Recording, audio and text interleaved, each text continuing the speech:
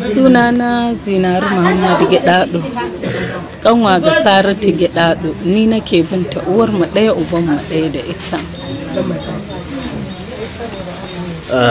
Yau Allah ya karbi rayuwarta, duk da akwai bayanai da suka nuna tana ma bacci da sauransu. Ko za ki iya ɗan yi mana ƙarin bayani kan yaya kuka raske mutuwar tata? To, gaskiya jiya da daddare muna tare da ita lafiya, amma dama tana fama da mura, chronic mura sosai, tana damunta don numfashinta ma da ƙyar take, amma a haka take harkokinta, tana wannan murar. To sai zamana yau da safe bayan an tashi da asuba an yi sahur, koma wannan da ta yi to bata farka ba, sai karfe 1 sai aka zo aka ce min in zo, momi bata fito ba.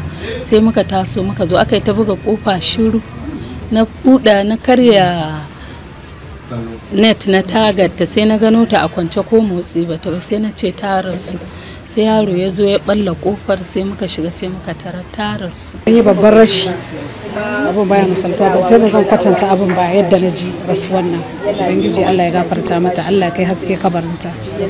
Kina daga cikin waɗanda sun jima kwarai da gaske a wannan masana'anta ta Kannywood.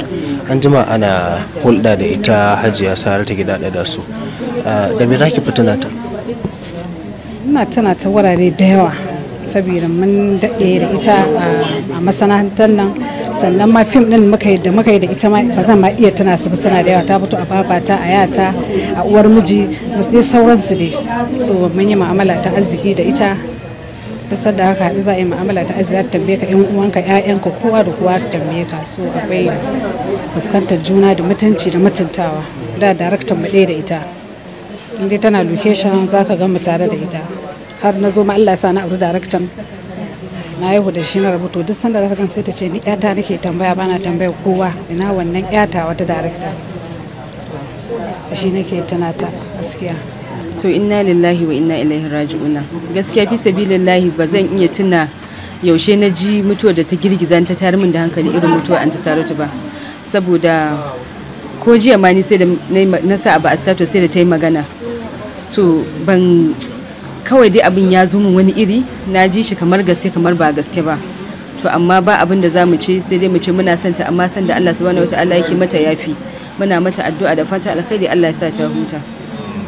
An ɗau lokaci ana tare a masana'antar Kannywood, da me kike tunawa da ita a masana'antar?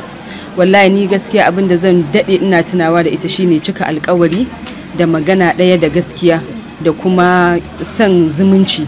Saboda duk abin da zaka yi na alkhairi, in ka kira ta za ta zo, ko ma baka kira ta ba, in dai abin da ya shafe ta ne ya ga ya kamata ta zo a matsayin zumunci za ta zo. Amma duk abubuwa na al'amura na da nawa da na jama'a da yawa tana zuwa, kuma in ta ce za ta yi. To tana da magana ɗaya kuma ba ta shiga abin da ba ruwanta, tana da kirki, tana da mu'amala. Allah ya gafarta mata. Wani fim zaki tuna wanda kuka yi tare? Wallahi ko awa 16 da na duba ba ta yi da postin din wani sin da muka yi wani fim ne da ita ba, muka fito a matsayin ya da uwa, ta fito a matsayin babata. So ni mun yi fina-finai da yawa da ita, mun yi zumunci sosai.